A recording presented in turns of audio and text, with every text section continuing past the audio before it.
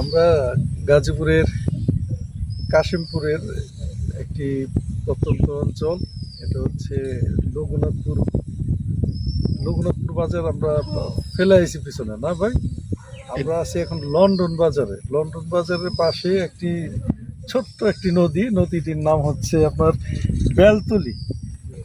বেলতলি নদী। আপনারা এই নদীর উৎপত্তি হচ্ছে আপনার এই যে বংশী নদী যে আছে, ওই বংশী নদীর থেকে এটি একটি শাখা এদিকে চলে আসছে। এটির নাম হচ্ছে বেলতলি নদী।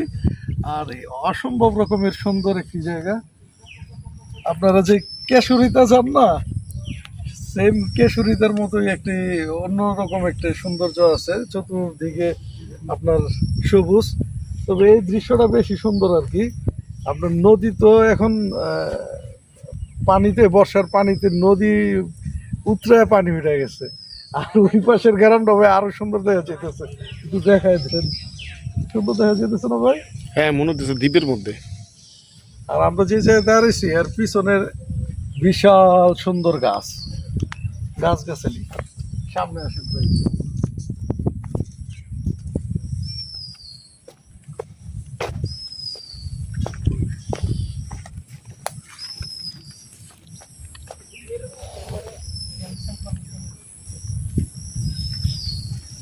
এই যে গাছটা দেখা যেতেছে না, আমরা অনেকেই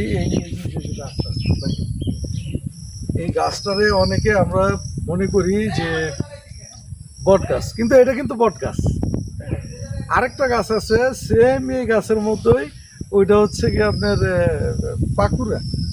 ওইটা কিন্তু বটের মতোই দেখা যায়, কিন্তু ওটার পাতাটা ছোট ছোট, এটার পাতাটা বড় বড়।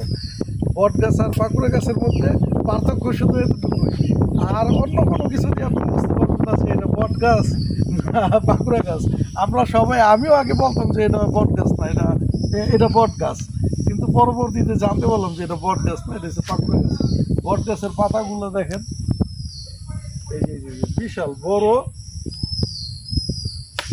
বট গাছের পাতার বৈশিষ্ট্যটা হচ্ছে এই যে এরকম বড় এবং মোটা। আর যেটা পাকুড়া গাছ, ওইটার পাতাগুলো ছোট ছোট ছোট ছোট গোল। আর এরকম বাতাসে ওই পাতাটা ঝনঝন ঝনঝন ঝনঝন করে শব্দ হয়, কিন্তু বট গাছের নিচে এটা এত সহজেই হয় না।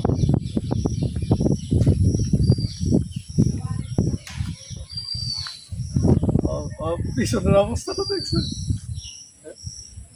বিশুদ্ধ বাতাস একদম, মানে অর্গানিক বলতে কি বোঝায়, তার থেকেও বেশি হয়ে গেছে। কারণ এক পাশে আপনার বেলতলি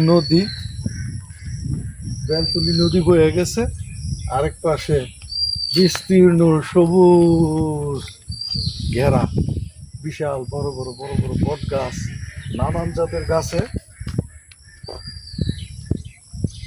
মানে প্রকৃতি যেটা স্রষ্টা সাজায় দিছে, ওইটার মাঝে যখন মানুষ পোদ্দারি করে গিয়ে কাইটা কুইটা ছাইটা নিজেরা নতুন করে কিছু করতে চায়, তখনই তার অরিজিনাল সৌন্দর্য হারায় যায়। তো আপনাদেরকে আমি বলে বোঝাতে পারবো না, অন্যরকম সৌন্দর্য। আর আমার পিছনে যিনি কাজ করতেছে, আমি ওনাকে কিভাবে ধন্যবাদ দিই, আর ধন্যবাদ দিলেই তো আর শেষ হয়ে যায় না। শামসুল আলম ভাই, আপনাকে অসংখ্য ধন্যবাদ। আপনি যে একটি পরিবেশে আমার নিয়ে আসছেন, মানে আসলে আমি অভিভূত।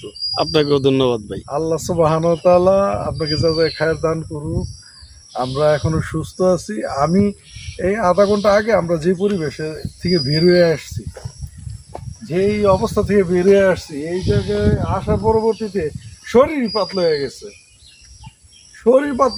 মন পাতলা হয়ে গেছে। আমি বইলা বোঝাতে পারবো না এখানের পরিবেশটা। তো ধন্যবাদ যারা এতক্ষণ সাথে ছিলেন, আপনাদের সকলকে অসংখ্য ধন্যবাদ।